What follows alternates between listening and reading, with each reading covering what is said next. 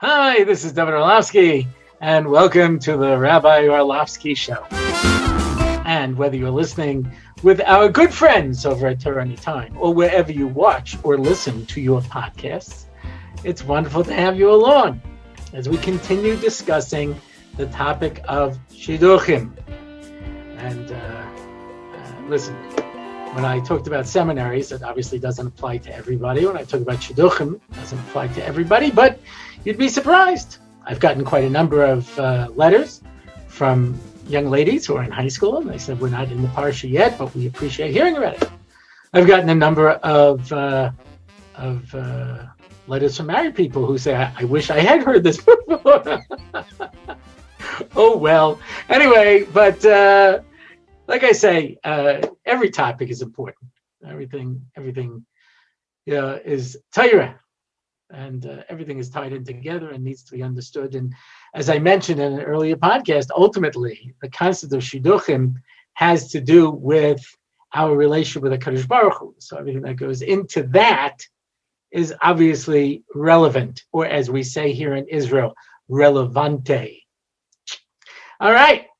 And speaking of shidduchim, we have back one of our favorite sponsors, a wonderful, wonderful program that I encourage everybody to consider. Listen closely to this. This episode is sponsored by the Chicago Chesed Fund in honor of the 4th annual Shas for Shidduchim campaign. We all know singles who are caught up in the parsha. It's in quotes, that's why I'm doing that. It is our responsibility to help. You hear this? It's our responsibility to help. Klal Yisrael is responsible for each other. Klal Yisrael reivim zeh lezeh. If there's a single out there who doesn't have a shidduch, it is our problem, not their problem. Yeah. Shas for Shidduchim, a national initiative of the Chicago Chesed Fund, gives singles, their friends, or family members a meaningful way to bring about shidduchim. Now, it says friends, family members. I say everybody. This is, like I say, this is a crisis that every one of us has to feel a sense of obligation. I know from my own children. Right? Some of them found shidduchim just because there was someone who thought of us and cared. So, on Tu B'Shvat, coming up on January 28th, hundreds of Loimdim will finish Shas in 24 hours.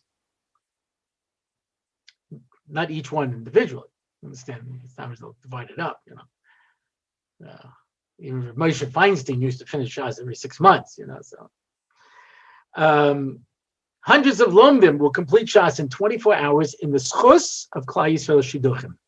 The power of Limud Torah and the achdus created by this incredible event together combine to generate schusim for singles and those who sponsor in their honor.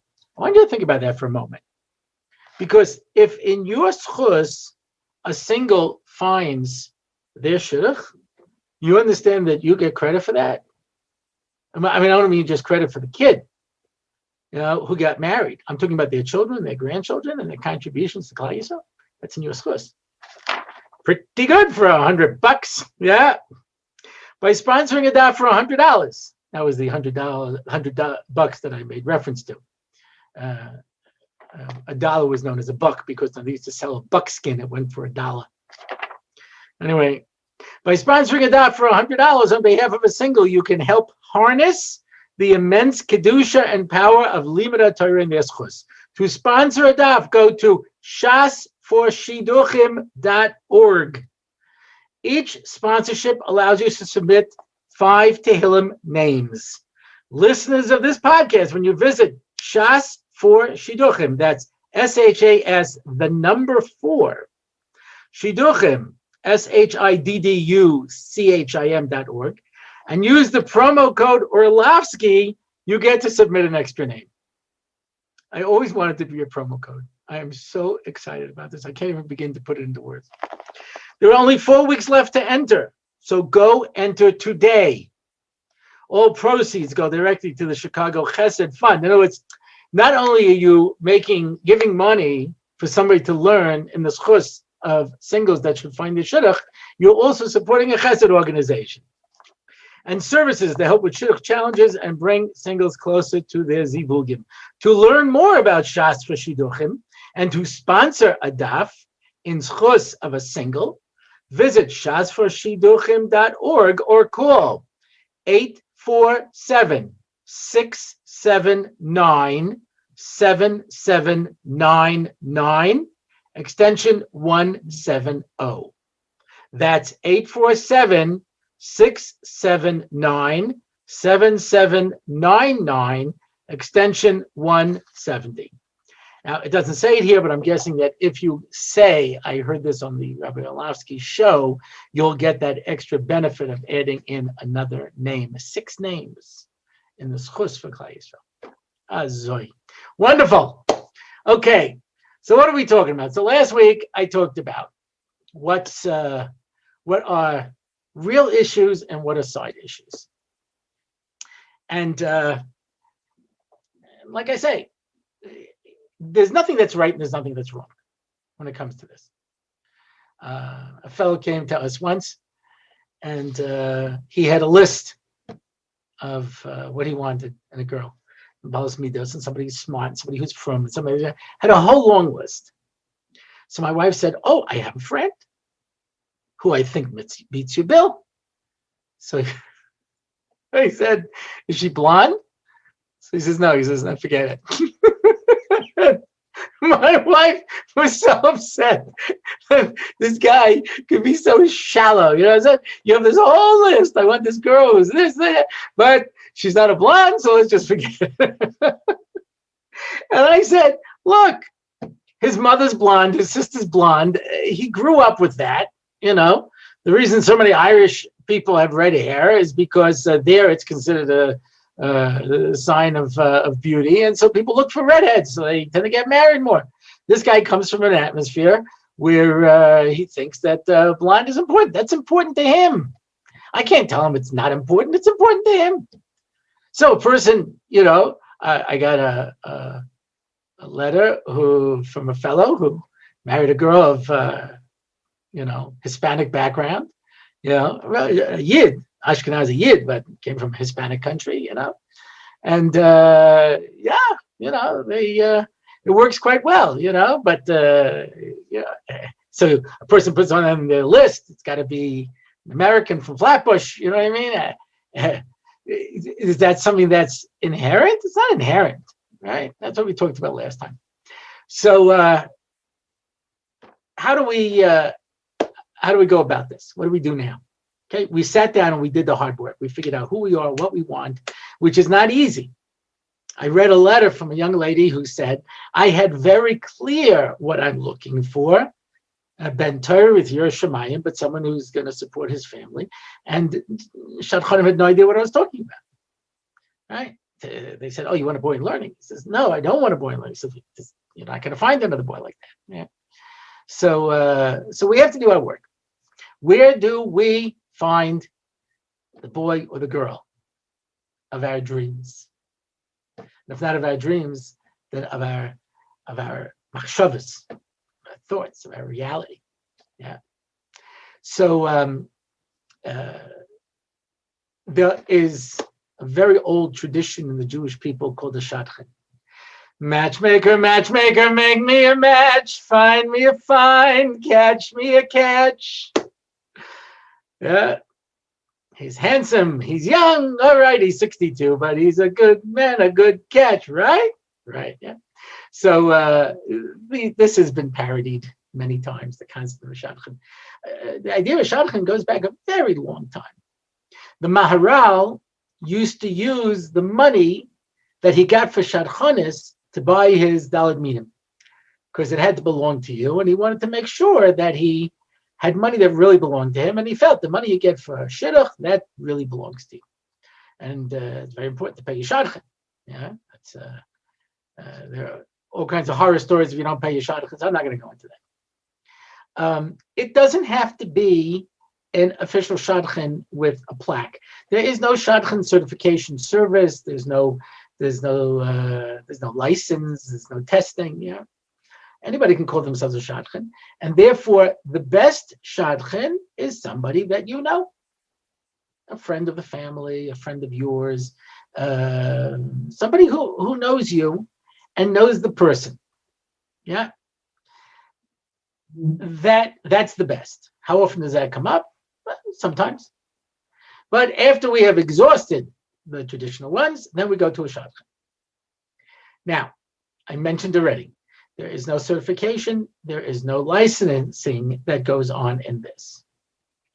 Even if there was, it doesn't mean anything because there are people who don't know what they're doing. So I want to tell you about a character by the name of Dr. Joseph Bell. Most of you, I'm sure, has never heard of Dr. Joseph Bell. He was a doctor in Victorian England. And he had a particular skill at diagnosis. He would meet a person, and after the physical examination, he would tell him where he lived, what he did for a living, all kinds of details about himself. And he did this through his power of observation, of seeing which muscles were developed and this and all kinds of different things. Absolutely amazing, right? Absolutely amazing skill. But that's a chush. One of his patients was Arthur Conan Doyle, and he used him as the inspiration for his character in a series of books called Sherlock Holmes. He was so impressed by his diagnostic ability to be able to do it that he created a literary character whose job it was specifically to figure out just from observation and clues, right? A little bit of pop culture. I apologize. What can I do? You know, I'm immersed in the world out there. But there was a TV show about a character called Dr. House, who was in fact based on Sherlock Holmes, the writers had said. And that's why his name House and Holmes. And he was a diagnostician. And he would look for little clues and little things. And based upon this, he would be able to diagnose what was wrong with the person when no one else could figure it out. So it came full circle. It started with a doctor, became Sherlock Holmes, and from Sherlock Holmes became a doctor. This is a gift. Now, there are people who are doctors who are not gifted in diagnosis. Uvda, it's a fact. Yeah.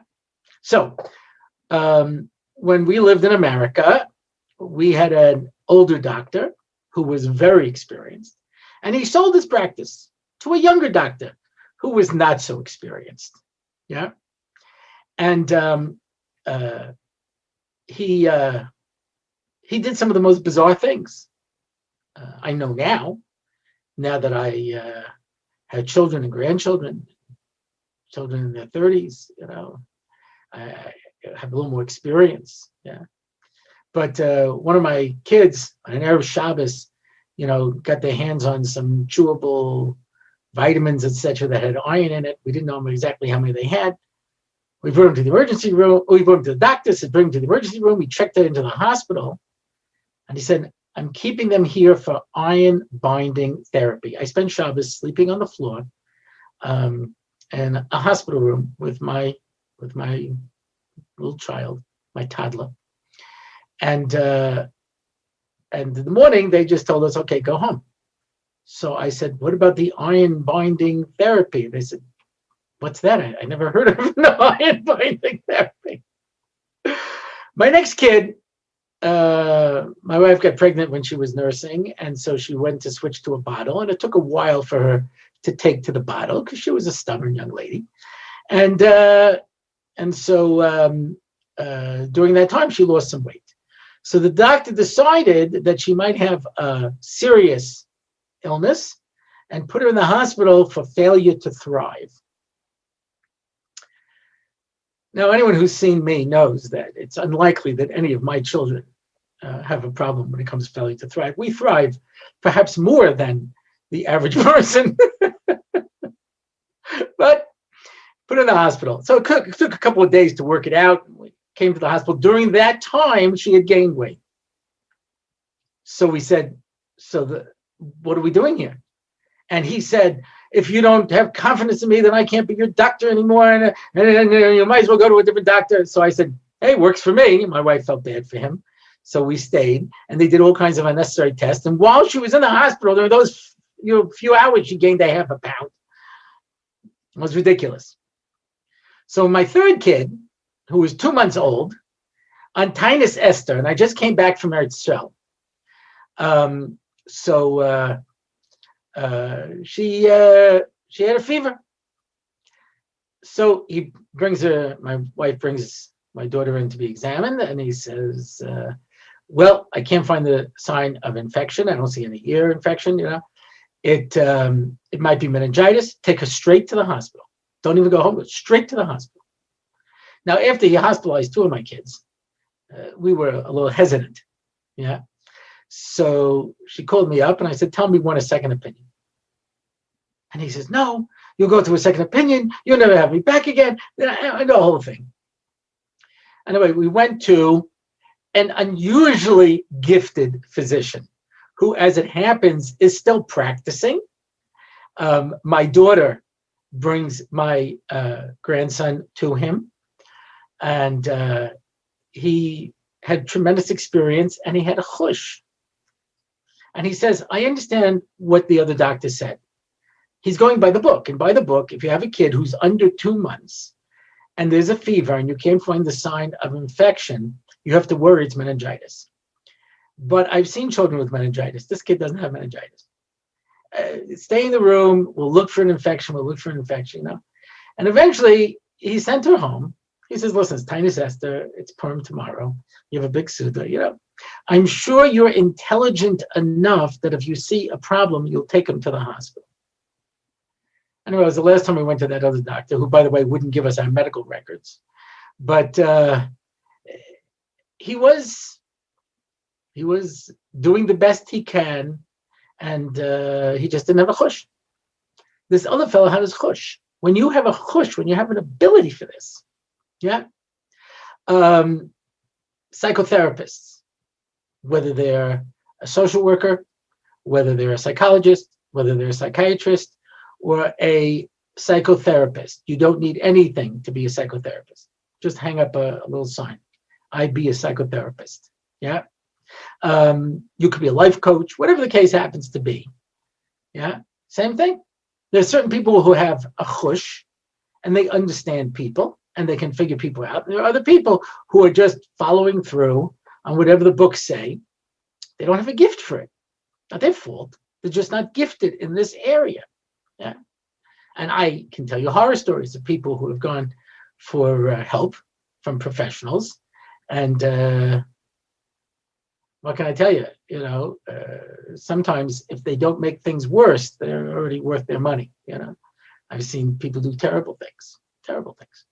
But okay, the same thing is true about a shadchan. Let me tell you about a truly gifted shadchan. I don't have their name, but they exist in my theoretical realm of existence. So I will share with you the shadchan that I'm looking for. And this is not to cast aspersions on anybody. I don't know shadchanim. I've heard stories of shadchanim who do not meet these criteria, but I don't know too many. I don't know any who do, so I can't recommend. Otherwise, I'd recommend them. I'm not shy. You know that. Nobody's ever said, what the problem is with Rabbi Orlofsky? He doesn't tell us what he's really thinking. Quite the opposite. Someone once said to me, I see you pause sometimes when you're talking, and I feel like you think, is this appropriate to say or not?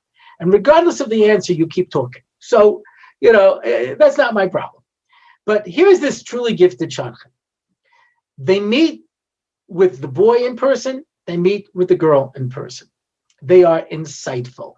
They do research to see whether or not the things that the people are telling them is accurate. They look up the references, they speak to people, and they actually know the people. And then when they meet somebody, they try to think, who do I have who is appropriate for this person? And then as they're going out, they have the ability to listen to both sides and see whether the problems that they're encountering are of such magnitude that there's no real room for the shidduch, or if they're not so serious and they can be worked through or discussed. Perhaps it's a problem of communication, etc. I don't know this shadchan. If you know them and you've had experience with them, let me know. I have plenty of people to recommend. You must be wondering, what terrible stories could you possibly have heard from Rabbi Orlofsky? Here's one. A boy comes on the market. Now, okay, in the frum world, and I stress in the frum yeshivish world as opposed to the Hasidic world where things work differently, yeah. A girl has a more difficult time finding a shidduch than a boy. So you wait for a boy to come on the market. Sometimes you encourage the boy to go on the market. Sometimes, and I know stories like this, people who have money and are interested in a particular boy will pressure the Rebbe to get him to decide that he wants to start shidduchim so that they can push their daughter to the top of the line, whatever it is. The boy comes out. So now he gets a list of girls. So someone told me there's one shadchan who, as soon as he hears as a boy, basically copies all of the names out of the Beis Yaakov High School yearbook and sends it to the family and says, if you're interested in any of these girls, contact me. This way, they have a claim of Shadchanis in case the boy goes out with any of these girls. He doesn't know the girls, doesn't know the boy. Yeah. Does that seem immoral? Yep. Yeah. Do such things happen? Well, a neighbor of mine was looking around for an apartment and went to a real estate agent and signed a contract.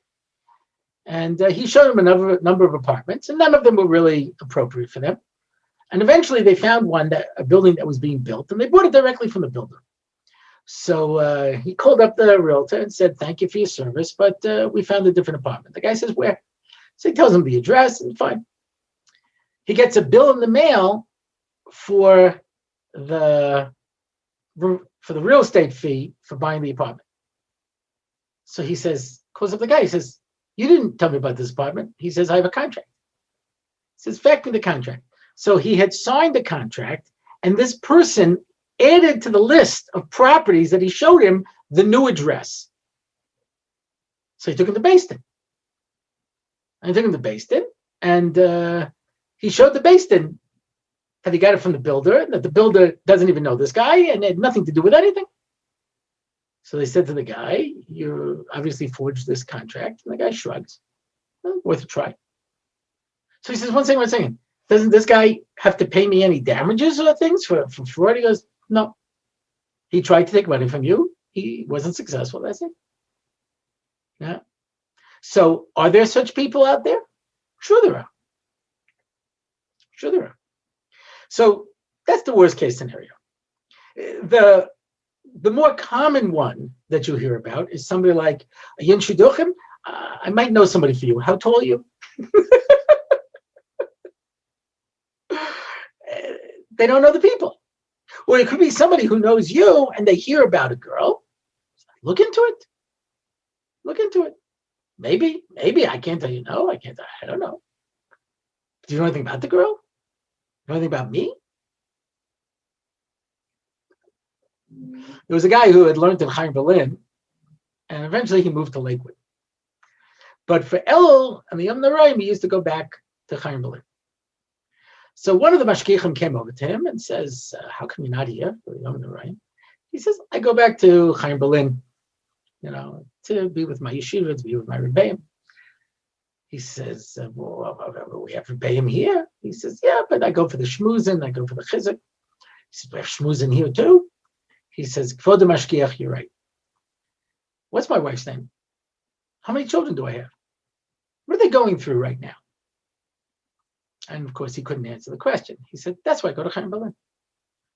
Because I don't need a generic shmooze. I need somebody who knows me and understands me. So the ideal shadchan is someone who knows you and understands you. And if a person can't look into that. Okay, so I gave you considerations that I consider to be honest considerations in the last podcast of things that you have to consider whether they bother you or not. Some guys do not want a girl who's older than them or taller than them. Some girls do not want a guy who comes from a different country. Things that comes from a Baal Tshuva family. There's all kinds of considerations, and I'm not here to discuss whether those things are real or not. But let me tell you what's not. What's not? Yeah. Pesach Kron tells a story that he was working on a shidduch, and the family wanted to know, does the boy wear tie shoes or loafers? And he was trying to learn pshat. What is it they want to know? So he discussed it with a few friends. So someone says, well, maybe loafers means he's too cool. They want to see if he's too modernisha. And someone else said, no, maybe they want to see if he's a zoriz, so that he can put on his shoes faster if they're loafers. And someone else said, no, they want to see if he wants to be mekayim, the mitzvah of tying your left shoe before your right shoe. So he dafka wants lace shoes. One of the questions that girls have told me that they get asked is, does your family use real dishes or disposable dishes on Shabbos? Do they put down a plastic on top of the tablecloth? So I said, why do they want to know this? It says, because if so, it takes away from your covet of Shabbos. I said, okay. I have either a lot of little kids or a lot of grandchildren. They're always spilling things, pouring things all over. If I use a real tablecloth, it's going to be a wreck. If I use real dishes, then I'll break them. So instead, we have a tablecloth, then we have a heavy plastic, then we put a disposable plastic on top of that, then we use plastic dishes. At the end, we roll everything up and throw it all away, and I find it adds immensely to our Oneg Shabbos. So don't even look into my family. Don't even look. Yeah, but that's what's important. That determines. Someone just wrote me. They just wrote me yesterday. Yeah. Someone asked my father-in-law, Friday night, do they eat chicken soup or vegetable soup? He wrote back, whatever Tomchei Shabbos sends. This one I thought was a really special one. I heard this from more than one girl. They ask him, when she gets into the car, does she wear a seatbelt? I said, that seems reasonable. Shmartim is nafsho seichem. You want to make sure that if they get into an accident, she doesn't get killed. He says, no. If she wears a seatbelt, then it's not sanua. I said, what? So, it's like a coach bag. It's not sanua. I said, I don't know. When the guy stops short and she goes crashing through the windshield and is lying all bloody and cut up on the road, and as the ambulance has to come and deal with her, I imagine that'll be much more of a breach of tznius. And that made me comment, not for the first time, that clearly the inmates are in charge of the asylum. Yeah. Now, there's two different philosophies when it comes to this. Some people say, go out, you'll see. That's when I was growing up. Yeah. People used to tell me, about certain boys, and I said, listen, I said, I don't have a yeshiva to leave them. If they know how to tell some funny stories, I'll get them a couple of gigs, you know what I mean? But, my daughter has to like them. Yeah. So, like I told one boy, one of my son-in-laws, so after they were married, he says he was disappointed that I didn't fair him enough. I said, what am I fairing you for? I don't have a yeshiva to give you. I don't have any I checked into you, a nice boy. You didn't have a police record, you know what I mean? And so sure enough, one of my other kids went out with a kid, and he was trying to explain to me his police record, that it wasn't really, he didn't really do anything wrong. It was all a mistake. I'm like, I have such a low standards. And And I used to say, let them go out, let them see if they like each other, because you could go, you could check, and you could ask all kinds of questions, and at the end of the day, the heart wants what the heart wants. Somebody just told me that he's been dating this girl. Says everything's there on paper, everything's there in person. I don't feel anything. I don't dislike her, but I don't particularly like her. I said the heart wants what the heart wants. So what am I going to tell you? I'm not going to tell you that you should marry the person because everything looks okay. You have to, So there is one school of thought that listen, you basically check to make sure that they're decent people and decent family, and and then let them go out, see if they like each other. And for sure, I mean, when I was growing up, that was our philosophy. Yeah, you go out, So there are people who are willing to do this, and sometimes these people complain about burnout. It's just too much.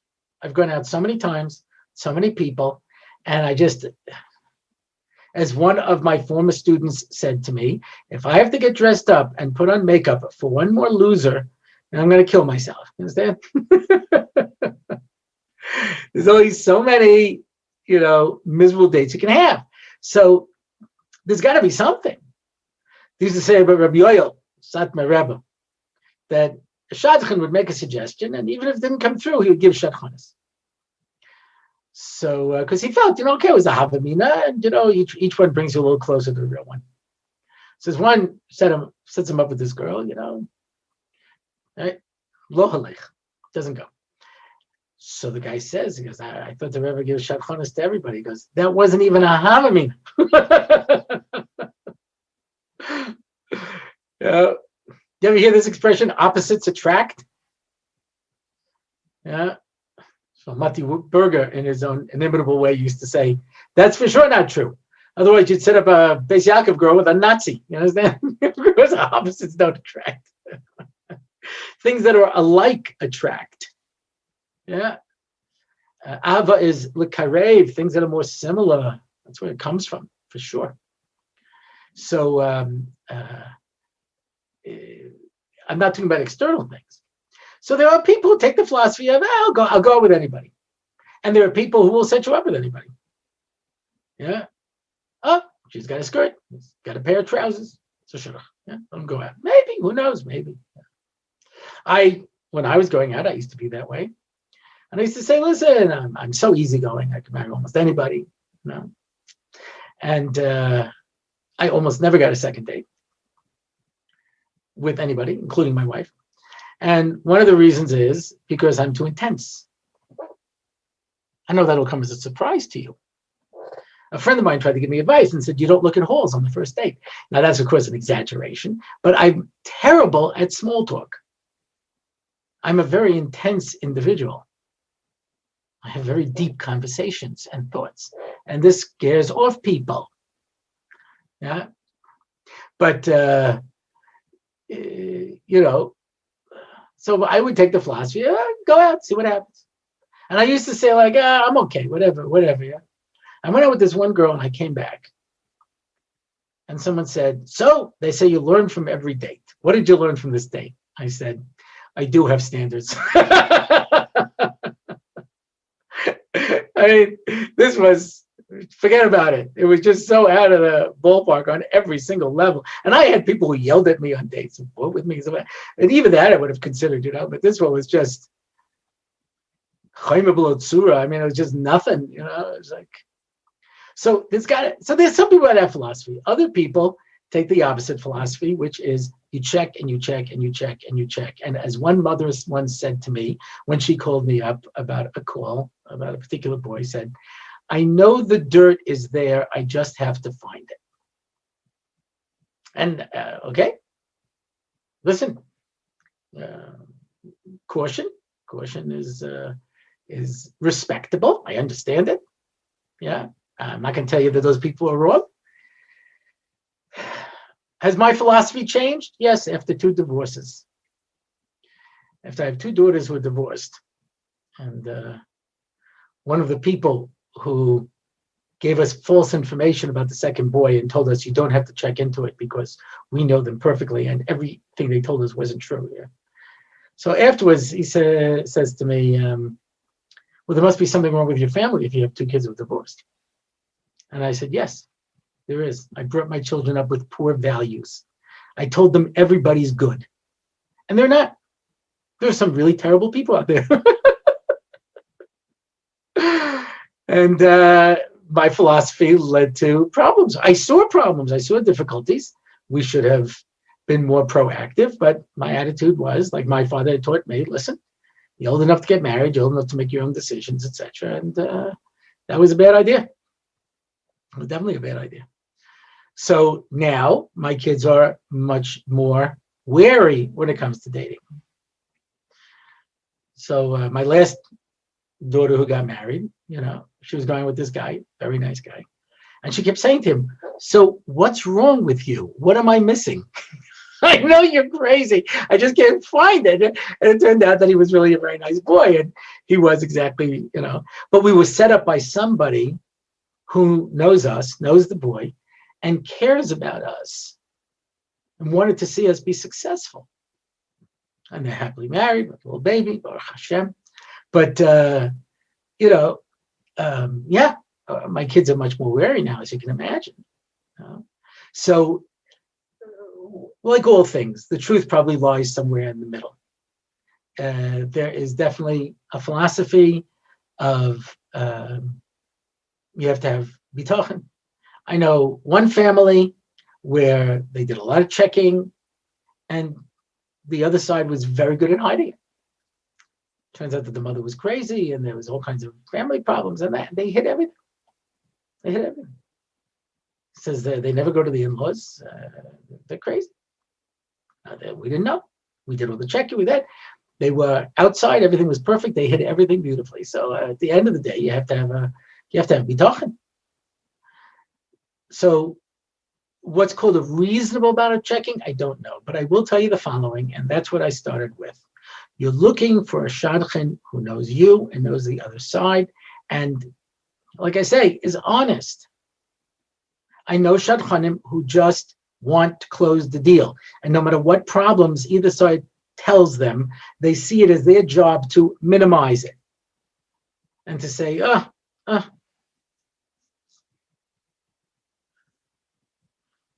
When my father was sick with Yedem Achla, he went to speak to the square Rebbe to ask him Shaila.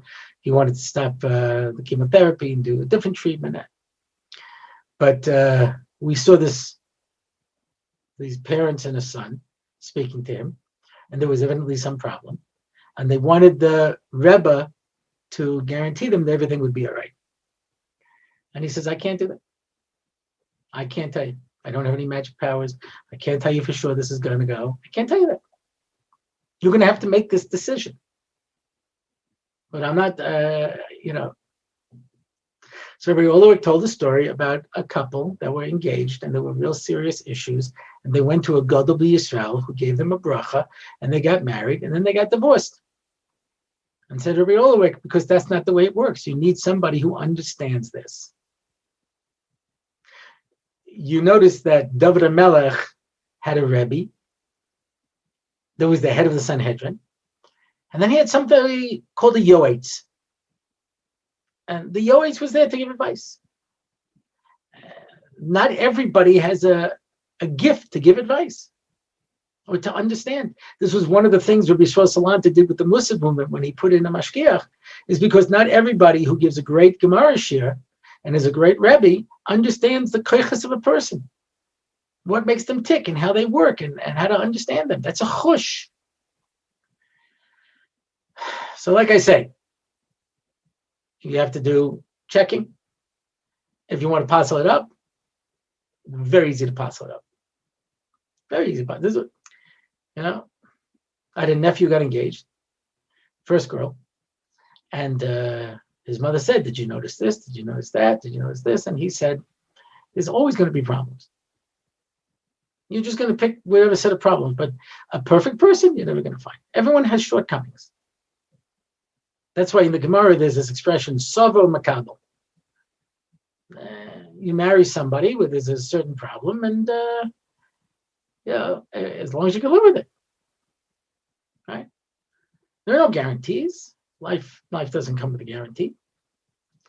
And Israel Talbot used to say when he'd have a couple who was having a problem, so he'd say, "Who's your shadchan?" They'd say, "So and so," and we're so upset at him, and that. He says, "No, your shadchan was a HaKadosh Baruch Hu." Yeah. So unless there's false pretenses, right? You marry somebody and then you find out that you were sold a bill of goods. One of my daughters, she was married for a very short time, but when she saw there was problems, so she wanted to go for therapy. He didn't want to go to therapy, so she says, I'll go for therapy. Yeah. And the therapist kept telling him, when he hits you, leave. He says, hit me? He never hit me. He's such a quiet guy. He goes, listen to me again. When he hits you, leave. And every time she went, she would repeat this thing. So sure enough, when he beat her up, she left. And then he took all of her stuff in the apartment that I was paying for and threw it out of the apartment. We obviously made a mistake. You have to look into it. But there were no guarantees. Could we have seen that coming? We didn't see that coming. Evidently, this therapist who she spoke to did.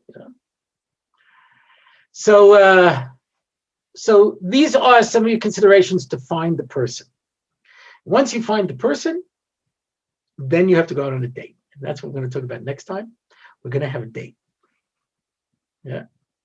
That's why you always remember the difference between Tamar and Te'ena. Te'ena is a fig and Tamar is a date, because nobody ever dated Te'ena. They might have gone out with the date of Tamar. So remember that. So we'll talk about that the next time. If you want to find out more about this podcast, you can go to my website, RabbiOrlofsky.com. You can make comments, send me an email. You can sponsor an episode. Don't forget to check at the bottom of the page for the contact information for shasforshidduchim.org, or just re-listen to this again if you didn't have a pencil or a pen to jot it down. Yeah. One of the 4 courses that I took in college, 2 semesters, in the hope of making my parents happy, until I realized I would never make my parents happy. One of them was journalism, and that was the most helpful course I ever took. So it was by a real journalist, a guy who had been an editor and a reporter, and he said the most important thing is keep lots of pens. Lots of pens, because if your pen runs out, you're finished.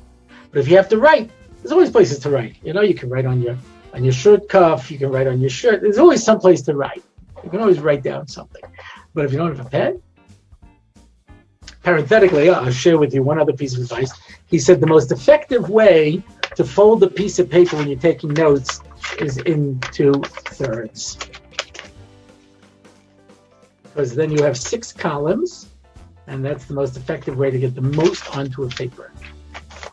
Of course, when you're taking notes in Shira, and then you're left with all these little papers that are folded into 6, it's really hard to find things afterwards. But it is interesting. So don't say I haven't given you any, life experience from this. So that's the story. So until next time, I am David Orlofsky, and this is the Rabbi Orlofsky Show.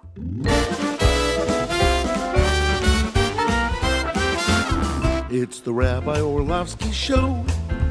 Torah and Simcha, ready to go. It's the Rabbi Orlofsky Show. Knowledge and wisdom will help you grow. Lots of fun in every episode, and we don't have to rhyme. No, we don't. It's the Rabbi Orlofsky Show on RabbiOrlofsky.com. Torah anytime, YouTube and more. It's the Rabbi Orlofsky Show. Torah and Simcha, ready to go. It's the Rabbi Orlofsky Show. Till next time, till we meet again. It's the Rabbi Orlofsky Show. It's the Rabbi Orlofsky Show. It's the Rabbi Orlofsky Show.